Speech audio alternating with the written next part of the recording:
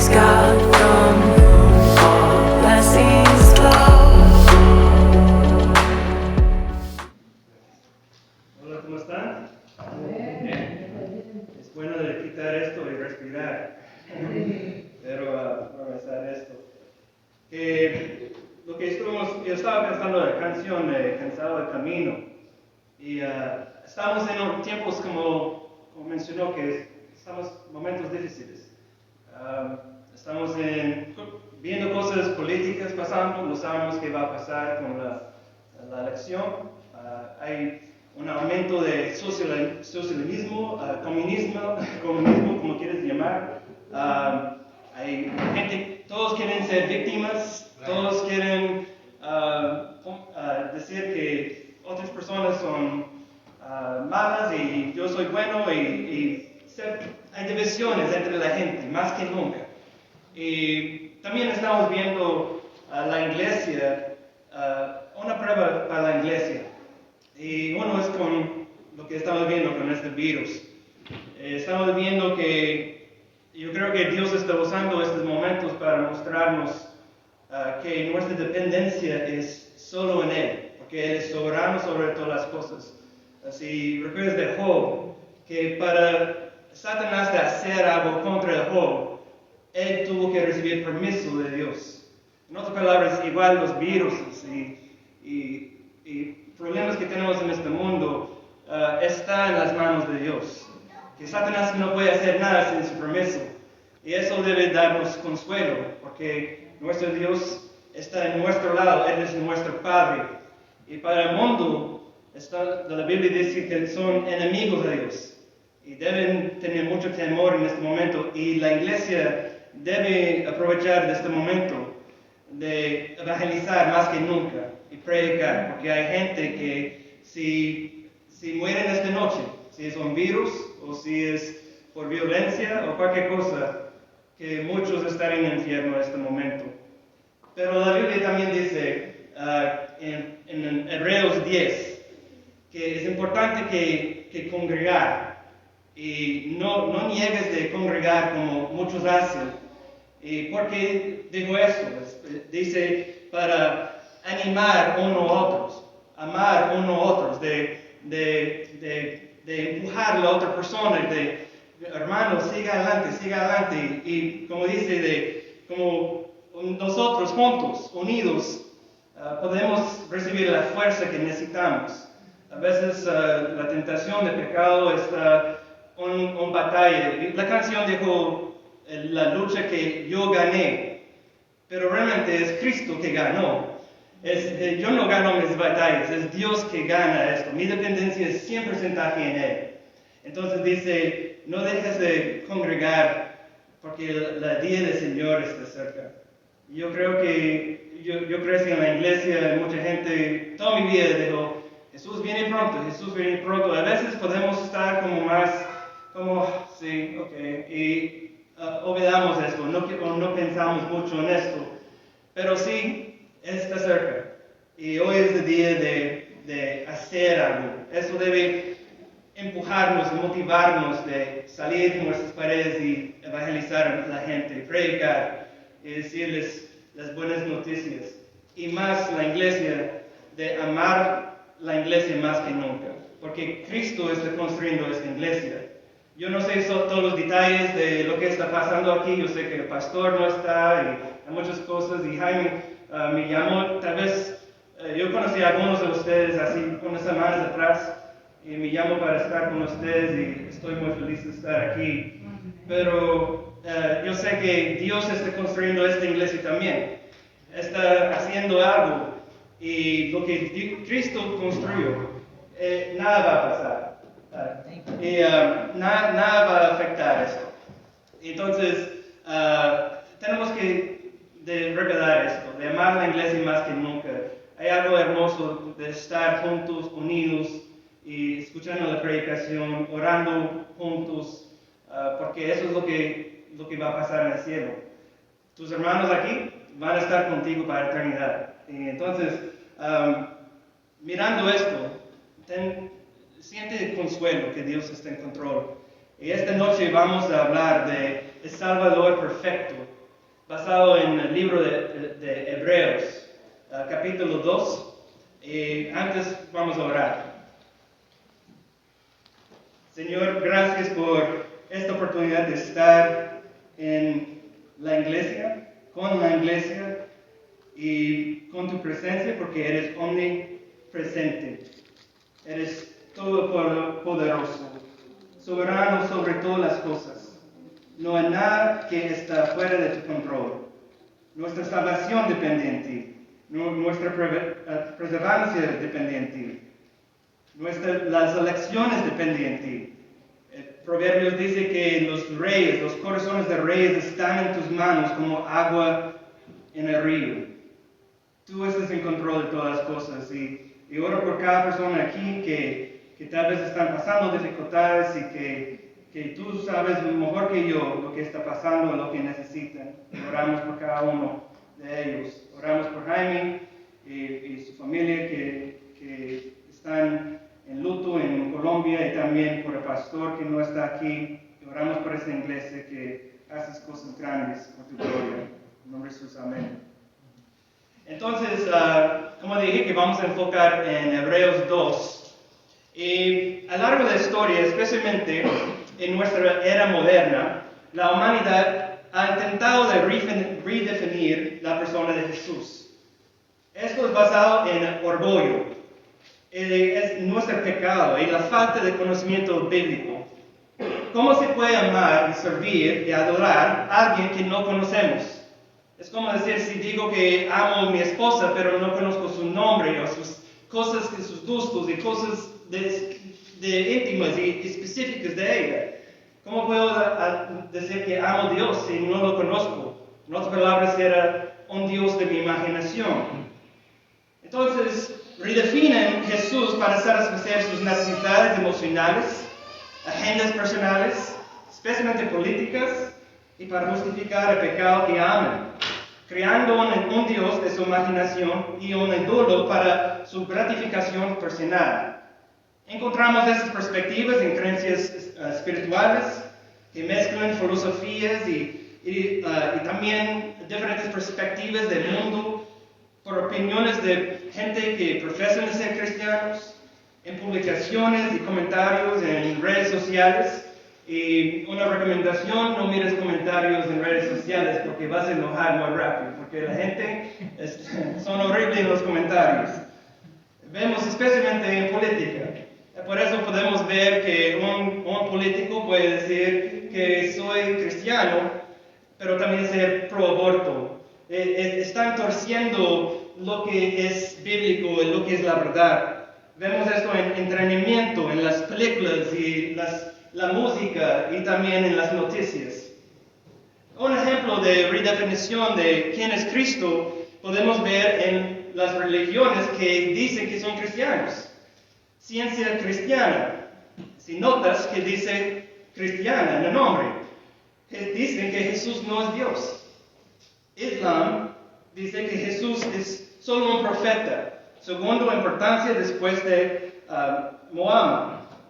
Y de hecho, nuestro Jesús bíblico es su anticristo. Testigo Jehová, si miras las estadísticas de quién son cristianos y cuántos cristianos hay en el mundo, están en la lista. Pero Testigo Jehová niegan que Jesús es Dios, niegan la Trinidad y también enseñan que Jesús era arcángel Miguel, que sí es su hombre. Mormones, que también están en la lista de denominaciones cristianas, dicen que Jesús es el producto de las relaciones sexuales entre Dios el Padre y María. El movimiento de la nueva era, Jesús es un avatar. No sé qué es esto. Una lluvia de caminos de conciencia cósmica de Cristo. Esas son sus palabras. Que declara que el ser humano es divino. Si puedes ver ahí que es el hombre robando a Dios de su soberanía y dando soberanía, divinidad al ser humano. Eso es lo que está pasando en este mundo. Eso es el espíritu del anticristo que estamos viendo en el mundo. Por ejemplo, Thomas Carlyle, que era un filósofo, dijo esto: si Jesús viniera hoy, la gente ni siquiera lo crucificaría Sicaria. Lo invitaban a cenar, escuchaban lo que tenía que decir y se burlaban de ello. Gianni Versace, que era un famoso de diseño de ropa, dijo, yo creo en Dios, pero no soy el tipo de persona religiosa que va a la iglesia, que cree en el cuento de Jesús nacido en establo con un burro. Eso no soy tan estúpido. No puedo creer en que Dios, con todo el poder que tiene, haya tenido que nacer en un establo. No será cómodo. Paul, este hombre es un sacerdote anglicano, dijo algo que es increíble. Puedes ver lo que está pasando hoy en día. Sentí que no me quedaba la otra opción que decir que primera vez en medio siglo de mi sacerdocio anglicano que Jesús bien podría haber sido homosexual. Eso es lo que un sacerdote dijo de Jesús. Todo lo que es bien y correcto ya no es correcto, no es bien. Todo lo que era un pecado ya no es pecado, ya tienes que tener tolerancia. Es muy posible que Albert Einstein era muy inteligente, pero con respecto de Jesús era muy estúpido. Dijo eso. Es muy posible que podemos hacer cosas más grandes que Jesús, porque lo que está escrito en la Biblia sobre él está poéticamente embellecido. Hay un intento de redefinir Jesús, de redefinir cristianismo. La redefinición de Jesús en el mundo dice que él era pobre, humilde, porque tuvo conciencia social. Dicen que pasó tiempo con personas diferentes que él, incluso con aquellas que no estaba de acuerdo con ellos. Sin embargo, nunca las juzgó. Es como si él estaba sentado con prostitutas y gente que recoge impuestos, pero no estaba predicando nada de esto, estaba festejando con ellos. Esto es lo que piensan. Dicen que él fue tolerante, amoroso, compasivo con las necesidades de los demás, nunca imponiendo sus puntos de vista. La humanidad está herida y Jesús murió para curar estas heridas, porque no tenemos pecados sino síndromes. Eso es lo que el mundo está diciendo. Eso es lo que escuchamos de cristianismo progresivo o liberal. Eso es lo que está entrando en la iglesia. Fallan de ver el propósito de la encarnación de Jesús, las profundidades de nuestra depravación. Son duros en sus corazones contra las palabras que Él pronunció, no solo escritos en rojo, sino que Él, siendo Dios, el autor de toda la escritura, y por eso cada palabra penetrante, convincente y transformadora de vida fue pronunciada por el inmutable, preexistente Creador del universo, Jesucristo. Cada oportunidad que tenía llamaba a la gente a arrepentimiento. Cada milagro que realizaba era una demostración y confirmación de su deidad. Cada reprensión de los religiosos era una examinación de corazón para todos los que busquen la justicia a través de sus propios esfuerzos y obras. Cada tentación que enfrentó, cada dolor que soportó, fue en el nombre de sus elegidos, la iglesia. Así como hoy en día muchos tienen conceptos erróneos acerca de quién es Cristo. Los recipientes de esta carta, es decir, los judíos, tenían confusión y algunos eran creyentes en Cristo y necesitaban instrucciones, como todos nosotros. Algunos eran incrédulos, son que tuvo una aceptación intelectual, tuvo una fe en su mente, pero no en su corazón. Otros eran incrédulos y tuvo una atracción a Cristo, tal vez por sus beneficios, lo que hizo para ellos, pero al final lo rechazaron. Por tanto, la meta del autor de Hebreos es dar claridad sobre la supremacía de Jesucristo. Agustino dijo una vez que el Nuevo Testamento es oculto en el Antiguo, y el Antiguo Testamento es revelado en el Nuevo. Bebe Warfield también dijo una vez, es como el Antiguo Testamento era un cuarto con todos los muebles, pero con las luces apagadas. Pero cuando Jesús llegó, iluminó y puedes ver todo lo que estaba escondido. En Hebreos, Espíritu Santo muestra que toda la Biblia, desde Génesis hasta Apocalipsis, es sobre Cristo y utiliza las escrituras del Antiguo Testamento para iluminar la verdad que una vez estuvo escondido en tipos y sombras. Y tal vez preguntas, ¿qué son tipos y sombras? Eso es como algo que estaba apuntando a algo del futuro. Es profecías y profetas históricos, sacerdotes y sistemas de sacrificios, reyes y reinos que simbólicamente apuntaban a una cura mejor, o algo más suficiente, el mejor profeta, el mejor sacerdote, el mejor rey. La única cosa que era capaz de realmente salvar la humanidad, Jesucristo. Entonces, en solamente los 3 o 4 versículos del primer capítulo de Hebreos, podemos conocer quién es Jesús. Hebreos 1:3 dice, Él es el resplandor de su gloria, la expresión exacta de su naturaleza, y sostiene todas las cosas por la palabra de su poder. En otras palabras, que Jesús es Dios, creador, preexistente y sostenedor de todas las cosas. Si Jesús para de ser Dios por un segundo, este universo no puede existir. En Hebreos 1 hasta 2 dice, Dios habiendo hablado hace mucho tiempo, en muchas ocasiones, de muchas maneras, a los padres por los profetas, en estos últimos días, nos ha hablado por su Hijo. En otras palabras, que Él es el profeta perfecto y que ya habla por su palabra, porque Él es la palabra, el verbo.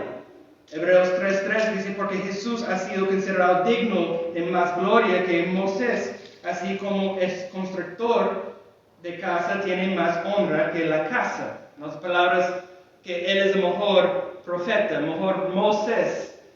Por eso en el Sermón del Monte, Jesús dijo, Moisés dijo, no te enojas. Pero yo digo, si te enojas, realmente estás matando a una persona. Si miras a una mujer con ganas sexuales, que realmente estás eres un adulterio. Esto está diciendo que soy mejor que Moisés. En Hebreos 1:3, en solo una parte, dice esto. Después de llevar a cabo la purificación de pecados, ¿qué dice esto? En estas pocas palabras. Que Él es nuestro sacerdote perfecto. Que Él expió nuestros pecados en la cruz. Él tomó el castigo que tú y yo merecemos. Hebreos 10, 11 y 12 explica todo. Los sacerdotes tuvo que hacer sacrificios no solamente por el pueblo, pero también por sí mismo, porque el sacerdote era un pecador también. Entonces, el pecado, esos sacrificios, era algo simbólico, que la gravedad de cómo horrible es el pecado, que tienes que matar este animal y sangre en toda parte, diario, y nunca puedes limpiarte 100% de tu pecado. Pero Cristo lo hizo una vez, para siempre. Y dice, ciertamente todo sacerdote está de pie, día tras día, ministrando y ofreciendo muchas veces los mismos sacrificios que nunca pueden quitar los pecados. Pero Cristo, habiendo ofrecido un solo sacrificio por los pecados para siempre, Él es nuestro sacerdote perfecto. Él es nuestro rey perfecto. Que David era un rey muy bueno. Hizo muchas cosas para Dios, pero también pecó muchas veces. Pero en el linaje de David llegó el Mesías, Jesucristo, y era perfecto. Hebreos 1, 3 hasta 4 dice que el Hijo se sentó a la diestra de majestad en las alturas, siendo mucho mejor que los ángeles, por cuanto ha heredado un nombre más excelente que ellos. Jesús es Rey de Reyes, sentado en el trono en este momento. No hay nada fuera de su control. Qué dulce sueño en nombre de Jesús en oído de un creyente. Alivia su dolor, cura sus heridas. aleja su miedo, es sana alma herida y calma el pecho turbado, es maná para el alma hambrienta y descanso para el cansado. Querido nombre, la roca sobre que construyo, mi escudo, mi escondite, mi tesoro que nunca falla, lleno con infinitas reservas de gracia.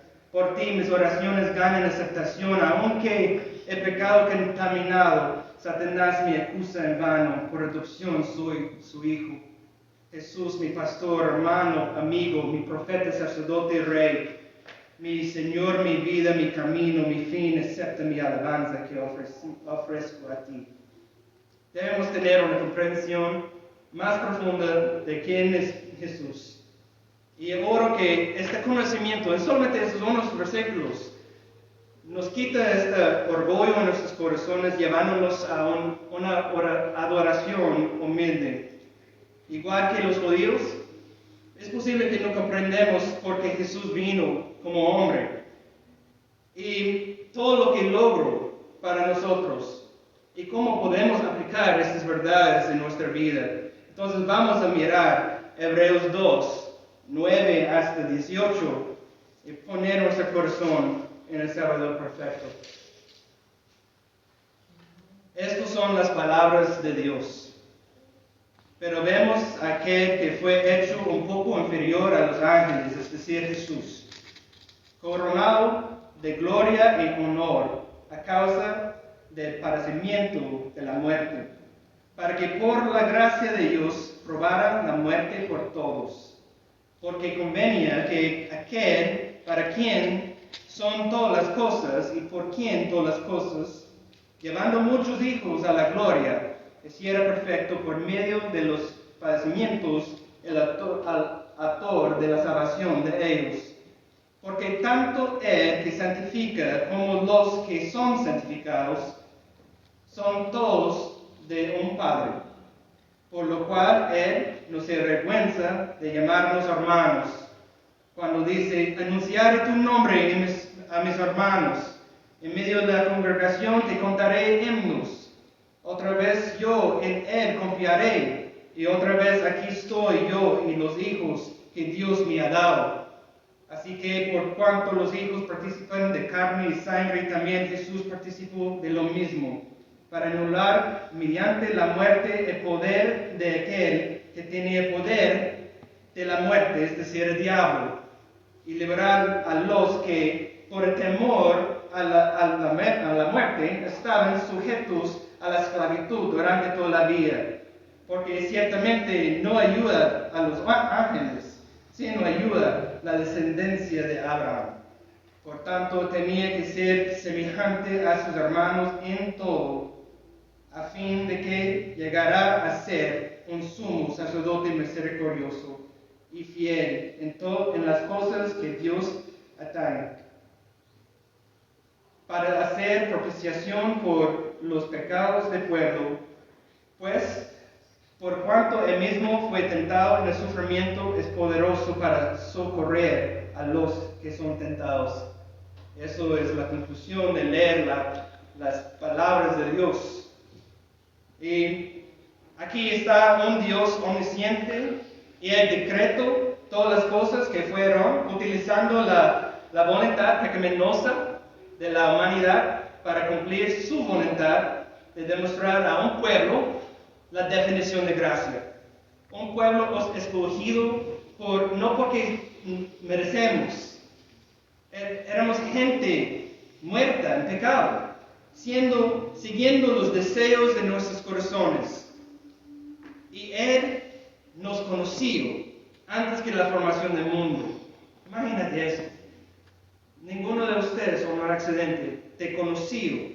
No importa cómo la situación de tu familia, Él te conoció y es un plan específico por tu vida.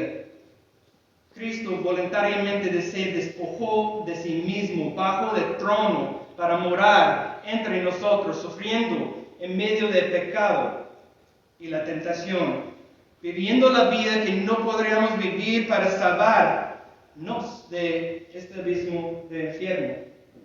Imagínate esto, Cristo, siendo Dios, bajo su trono por ti.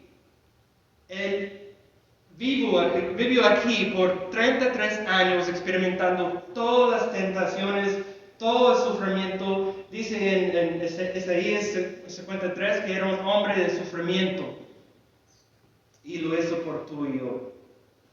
En el versículo 9 vemos que dice, fue hecho un poco inferior. La palabra para un poco en griego es brachi, significando que él fue rebajado más bajo que los ángeles por un corto tiempo, no en posición, porque su naturaleza siempre fue divina. Jesucristo, Él siempre existió, el alfa omega, principio y fin, siempre fue y siempre será. Tomó la forma de un ser humano como nuestro sustituto. No fue como si Jesús tuvo otros planes, llegó a esta tierra y cosas malas pasaron y Él no tuvo otra opción que morir. No, Él vino para morir, para que podamos vivir. De trono a establo, Dios se hizo carne, verdaderamente Dios, verdaderamente hombre. Este bebé algún día tendrá clavos por sus manos. No tendría una apariencia externa de gloria. Él vivió una vida de sufrimiento, odiado, despreciado y soportaría la ira de su Padre que tú y yo merecemos. Dios lo trató. Dios trató a Jesús como si Él vivió mi vida. Y me trata como si yo viví la vida de Cristo.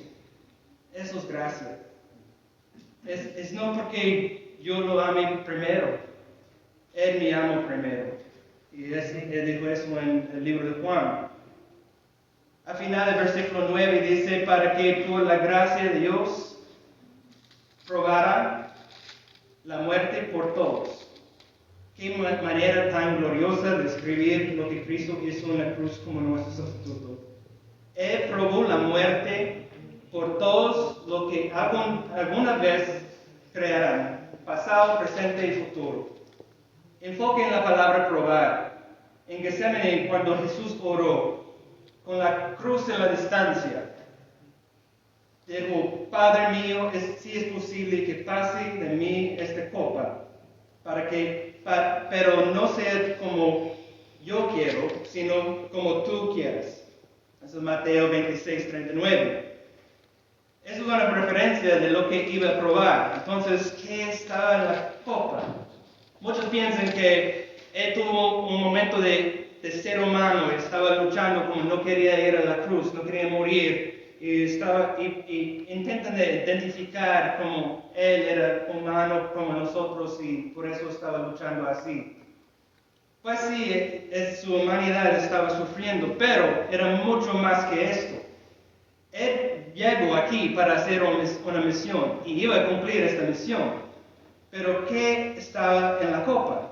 Isaías 21, 22 dice, así dice el Señor tu Dios, que lucha por su pueblo, he quitado de tu mano la copa de ira, el cáliz de mi furor, nunca más lo beberás. Eso es hablando de nosotros.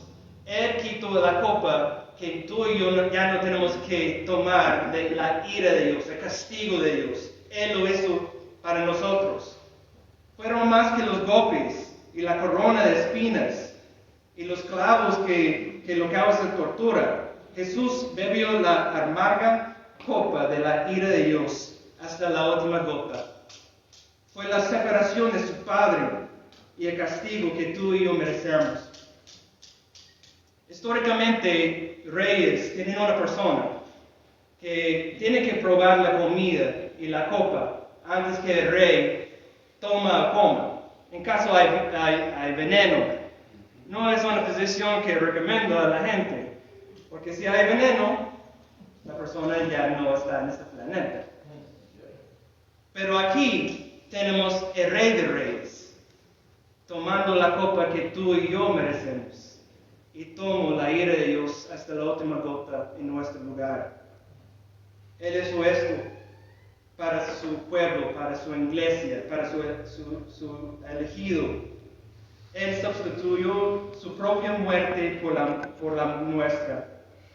Qué perfecto sustituto. Él sufre muerte por nosotros, pero el tiempo de humillación ha cesado y Él ahora reina a la diestra de Dios, soberano en completo control desde una corona de espinas, ya con una corona de gloria y honor.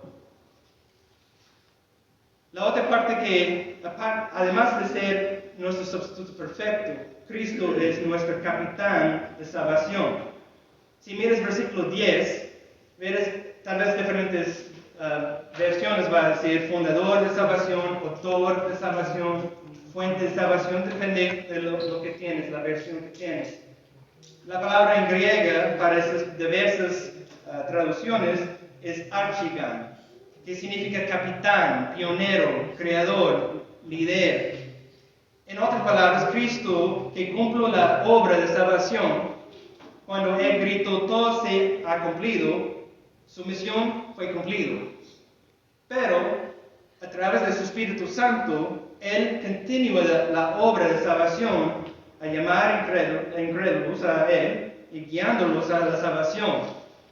Si miras el libro de Hechos, es mejor decir que es los hechos de Cristo resucitado, porque tú puedes ver que los discípulos están haciendo milagros y varias cosas, pero todo en el nombre de Cristo. Lo que están diciendo es, Cristo está haciendo esto, Él está vivo. Entonces, Él no es nuestro capitán, guiándonos a la salvación y preservándonos hasta el final.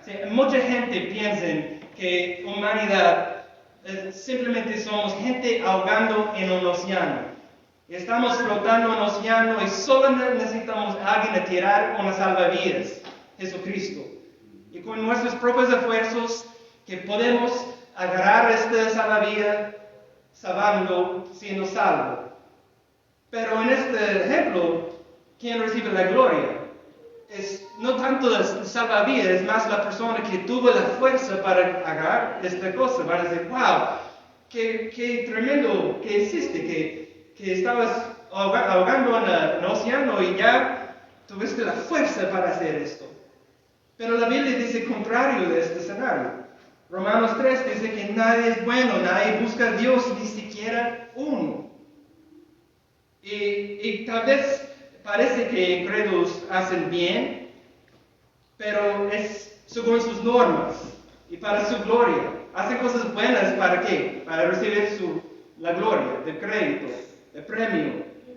Y tal vez parece que buscan a Dios. Pero realmente lo que buscan son los beneficios de Dios, sin una devoción completa a Él. Es que en otras palabras quieren sus beneficios, quieren su paz, quieren su prosperidad. Por eso el Evangelio de prosperidad es tan famosa, especialmente en América Latina. Y la cosa es que es porque quieren estos beneficios sin obedecer a Dios, sin abandonar sus pecados. En Efesios 2 dice que estuvimos muertos en pecado. Entonces la pregunta es, esta persona en el océano, si la Biblia dice que somos muertos en pecado, ¿cómo un muerto puede tener la fuerza para agarrar esta salvavidas? No puede ser. Entonces, realmente, si quieres saber quién somos como seres humanos sin Cristo, que somos muertos en el fondo del océano, azul, verde, yo no sé qué color, pero al fondo de este mar, sin habilidad de hacer nada, y Cristo, nuestro capitán de salvación, llega. Y Él llega y Él nos levanta del fondo de este abismo de mar, o nuestro pecado, y Él nos da vida. Eso es renacer. Ezequiel dice, voy a cambiar tu corazón de piedra por un corazón de carne. Eso es renacer, es algo que es supernatural, que nuestra salvación es por la gracia de Dios, su gracia es soberana. Él te escogió, Él fue para buscarte, Él te sacó de muerte, de pecado y te dio vida. Esto es un capitán de salvación. ¿Y quién recibe la gloria? No ha muerto a fondo de mar, solo Cristo. Él recibe el crédito, Él recibe la gloria. Él es nuestro perfecto sustituto, nuestro capitán de salvación, pero también es nuestro santificador, llamándonos a la santidad, haciéndonos santos. La gente hoy escucha esta palabra santidad y claman, tenemos libertad cristiana. Ellos conectan santidad con legalismo. Número uno, la gracia no es una licencia para seguir pecando. No es decir que ya tengo gracia, ya soy salvo, y ya puedo hacer lo que quiero y continuar en esto. Un cristiano verdadero odia su pecado. La santificación es progresivo. Es como estamos moviendo dirección arriba. A veces tenemos esos momentos de caer, pero estamos moviendo en dirección arriba. No es así y mantenerse en el mismo nivel que antes. No, Dios está haciendo una obra en tu vida. En segundo lugar, que como dijo una vez el teólogo Voss, el legalismo carece el sentido supremo de adoración. Obedece, pero no adora. En otras palabras, por ejemplo, si mis hijos, si ellos están obedeciéndome, pero solamente porque quieren un Nintendo o algo de un regalo para Navidad, su cumpleaños o algo así, y solo hacen esto y hacen todo lo que digo, dicen te amo papi y todas esas cosas, pero es solo porque quieren algo de mí. Eso no es amor, eso no es obediencia real, no es auténtico. Pero es otra cosa si dicen, tantas veces yo lastimé a mis padres, tantas veces yo mentí, yo hice cosas malas y cada vez me perdonan, cada vez me abrazan, cada vez me dan cosas cuando no merezco. Y eso, yo solo quiero amarlo, yo quiero obedecerlo, yo quiero mostrar lo que me siento dentro de mí por todo lo que Él hizo para mí. Esa es la diferencia de santidad y legalismo. Mire el versículo 11, no se avergüenza de llamarnos hermanos. ¿Cuántas veces hemos avergonzados de Él? ¿Cuántas veces en el trabajo o en la escuela alguien dice, ¿eres cristiano? Pues yo voy a la iglesia. Cosas así. ¿Cuántas veces cuando tuvimos oportunidades de evangelizar con alguien quedamos callados? Él no tiene vergüenza. El Dios del universo no se avergüenza de nosotros. Pero, ¿cuántas veces lo rechazamos por nuestras acciones y palabras? Debemos buscar la santidad. Buscar su rostro, no solamente sus manos. Una vez fuimos su enemigo. Romanos 5:10. Eso es lo que el mundo dice diferente. Todos dicen ya que somos hijos de Dios. Todos somos hijos de Dios. Es universal. Todos son hijos de Dios. Sí, todos son hechos en la imagen de Dios. Pero no todos son hijos de Dios. Eso roba la hermosura de la doctrina de adopción. Es una cosa cuando un padre ama a su hijo, que él es un producto de él.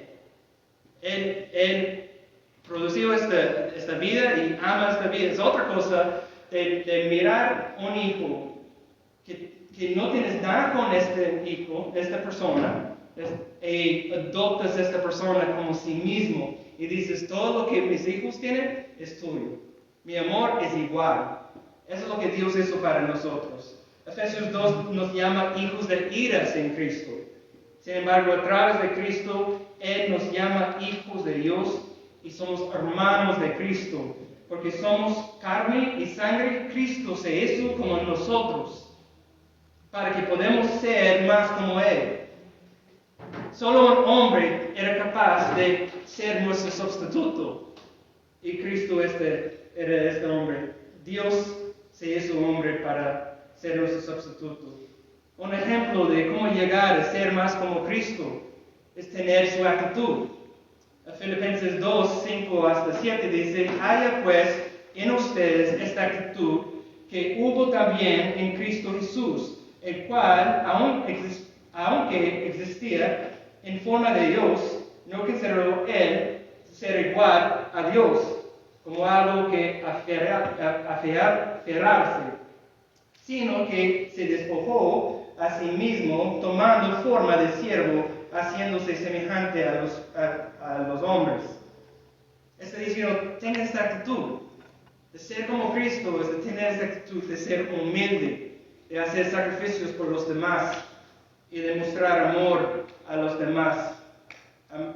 En versículos 14 hasta 15 dice, para anular mediante la muerte el poder de aquel que tenía el poder de la muerte, es decir, el diablo, y liberar a los que por el temor de la muerte estaban sujetos a esclavitud durante toda la vida.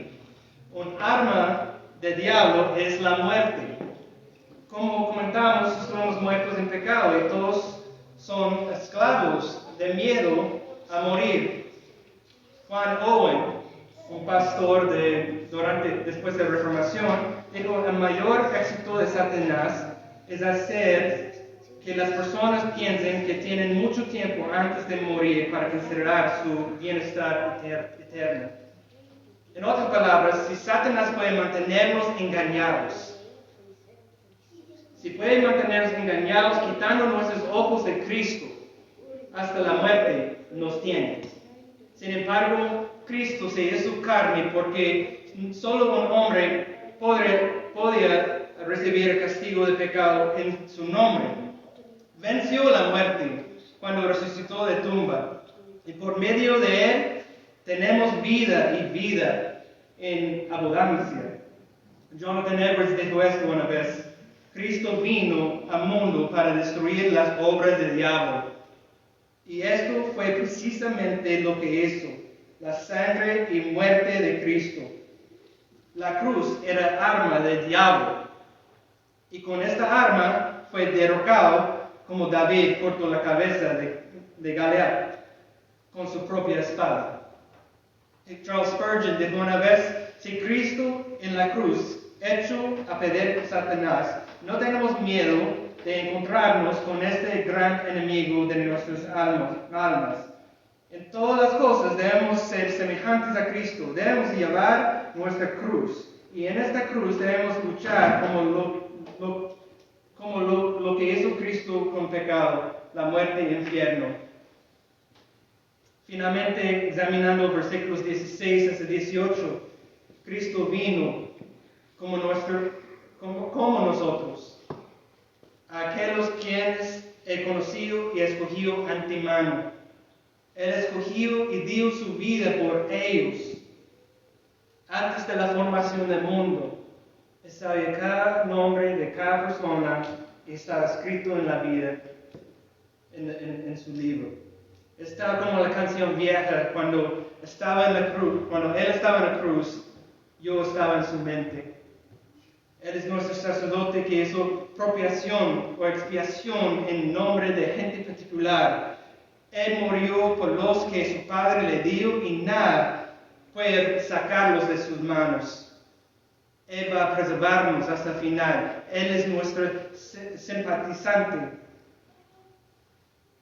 Durante 33 años en esta tierra, Él llegó a ser como nosotros, soportando todas las tentaciones. ¿Puedes imaginar Dios mismo caminando en esta tierra, viendo su creación, haciendo pecados enfrente de Él? Y puedes imaginar que Dios mismo está hablando con gente y sabe exactamente lo que están pensando y sabes que están mintiendo. Por eso la mujer en el pozo dijo, no solamente tuviste 5 hombres, pero también el hombre que está en casa no es tu esposo. Imagínate cómo sintió con esta mujer, de ver su creación rechazándolo enfrente de su cara. Él experimentó esto para tú y yo, y nunca pecó. Él comprende nuestra lucha con el pecado. Él entiende nuestro orgullo, mentiras, lujuria, chismes y falta de perdón. Él es comprensivo con nuestra lucha contra la tentación y intercede a favor de sus hijos, orando para que preservamos hasta el final. Es algo hermoso pensar que Cristo en este momento no es María, no es ningún santo, es solo Cristo. Cristo está en el trono orando por todo tú y yo. Está diciendo que dale fuerzas, que ese es mi hijo, él es escogido, está en mi mano, nada va a sacarlo de mi mano. Dale fuerzas, perdónalo, estoy haciendo una obra en su vida. Eso es algo hermoso de pensar que está haciendo esto para nosotros. Él es nuestro sustituto, nuestro capitán de salvación, nuestro santificador, nuestro conquistador de Satanás, nuestro simpatizante, nuestro Dios santo y soberano que está cuidando la iglesia como su profeta, sacerdote y rey. ¡Qué perfecto Salvador! ¿Qué es la aplicación por esto? Permanezca siempre enfocado en Cristo, nuestro perfecto Salvador, porque bienaventurados son los pobres en espíritu, los que están despojados de sí mismos, completamente dependientes en Cristo, porque heredaron el reino de Dios. El momento cuando quitamos nuestro enfoque de Cristo, como Pedro caminando en el mar, quitamos el enfoque y caemos. Pero eso es muy importante recordar, cuando enfocamos en el autor de nuestra salvación y dependemos 100% en Él. Y a veces la disciplina de Dios es exactamente por esa razón, porque comenzamos a seguir nuestro camino y Él manda virus, manda esta cosa, manda esta situación en nuestra vida, diciendo, préstame atención. Como un buen padre, como dice Hebreos, que un buen padre disciplina a sus hijos, es por su bien. No siente bien en el momento, pero es por nuestro bien. Y a veces tiene que hacer esto para que miramos arriba, que depender en Él. Número 2, recuerde que Jesús vino, asumió la humanidad para ser como nosotros, para que podamos ser como Él. Busca la santificación, perseguir la santidad, tener este deseo de ser como Cristo. A veces digamos que es demasiado difícil de amar a mi vecino, de amar a esta persona. Un pastor que una vez dijo mujer dijo que mi esposo y no lo soporto, no puedo amarlo, no puedo perdonarlo. ¿Qué dice la Biblia? Que perdonar como tú estabas perdonado de Cristo. Pero tú no entiendes pero ¿qué dice la Biblia? Ama a tu vecino. ¿Quién es más cerca? Tu esposo. Ama a tu vecino. Entonces, si sigue hablando así, a veces hacemos excusas para cumplir lo que Dios dice. Pero tenemos que decir que si todo es posible con Dios, Él es capaz de cambiarnos para amar y perdonar y ser más como Él diario. Número 3, recuerde que Cristo vio el pecado de cerca y en persona, y sufrió cada tentación y comprende nuestra lucha. Acérquese a Cristo buscando Él diariamente en oración, escuche su voz leyendo su palabra, y Él va a ayudarte para huir de la tentación. Hoy en día mucha gente no quiere hablar de pecado, no quieren sermones de pecado, porque y estudios bíblicos, muy raro escuchar de pecado. O gente decir, soy un pecador que necesita la gracia de Dios. Es muy raro escuchar eso hoy en día. Nadie quiere confesar que somos pecadores. Pero un cristiano dice que yo estoy cansado con mí mismo. Mis propias tentaciones, mis pensamientos, a veces las palabras que salen de mi boca, ayúdame. Por eso la iglesia es tan importante. Ayúdame, hermano, hermana, de matar este pecado en mí. Y cada uno está experimentando la misma cosa. Entonces tenemos que ser honestos con otros y ayudarnos de huir la tentación. J.C. Ryle, que era un pastor hace muchos años, dijo esto: mira la cruz, piensa en la cruz, meditar en la cruz, y luego vaya, ponga sus afectos en el mundo, si puedes. Un cristiano, vaya a una discoteca, vaya a un lugar, y si puedes soportar lo que estás viendo ahí, tienes que cuestionar, tu fe. Pero un cristiano real va a sentir como, este mundo no es mi mundo, eso no es mi hogar, yo me siento como tengo un pie aquí, un pie en otro lugar. Por eso cuando vemos lo que está pasando en políticas, todas esas cosas, como Dios es soberano, Él ponga líderes en sus posiciones por una razón, para bendecir y también disciplinar. Pero esta tierra no es mi mundo, no es mi tierra, no es mi hogar. Tengo un hogar esperándome en el cielo.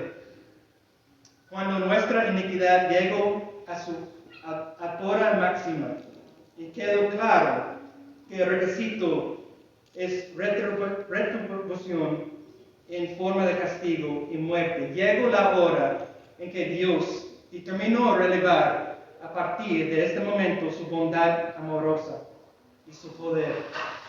Cuán extraordinario es el amor y ternura de Dios. En esta hora, en lugar de odiarnos, piensa esto, en lugar de odiarnos y rechazarnos y recordar nuestras iniquidades, y en compasión tomó nuestros pecados sobre sí mismo y dio su propio Hijo como rescate por nosotros.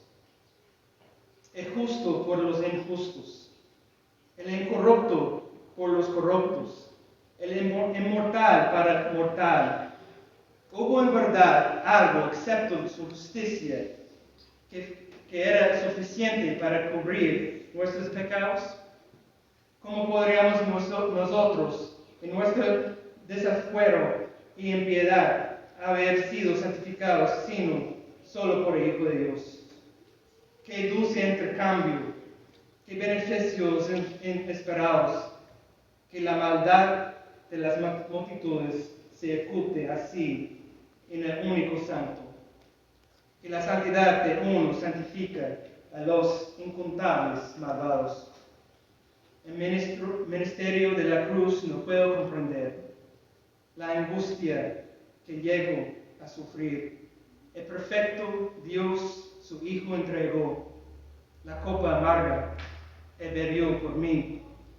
Tu sangre mi maldad lavó, gracias Cristo. Fue satisfecha la ira de Dios, gracias Cristo. Tu enemigo fui y hoy me siento en tu mesa, gracias Cristo. Por tu sacrificio me acercaste a ti, quitaste toda enemistad, tu gloriosa gracia derramaste en mí, tu misericordia es sin igual. Amante de mi ser, quiero vivir por ti. ¿Cuántos de ustedes quieren vivir por Él? Este perfecto Salvador, que hizo tanto para nosotros. Tal vez hay gente aquí que son como esos judíos, los recipientes de esta carta. Gente que piensan que son creyentes, pero realmente es solo una atracción a sus beneficios. Tal vez el Jesús que pensaste que conociste es solo un Dios que fabricaste en la mente, uno que es exactamente como tú, para que puedas continuar en el pecado que amas. O tal vez eres un creyente que entiendes que estabas muerto en pecado, que no mereces la gracia de Dios, pero por su gran amor, Él te conoció antemano y Él llegó a esta tierra para ser su sustituto. Vivió la vida que tú no estabas capaz de vivir y fue a la cruz y tomó tu castigo en tu lugar para que tú puedas ser hijo de Dios. Si eso es tú, tenemos una celebración hoy, porque Él está en el trono en este momento, esperándonos.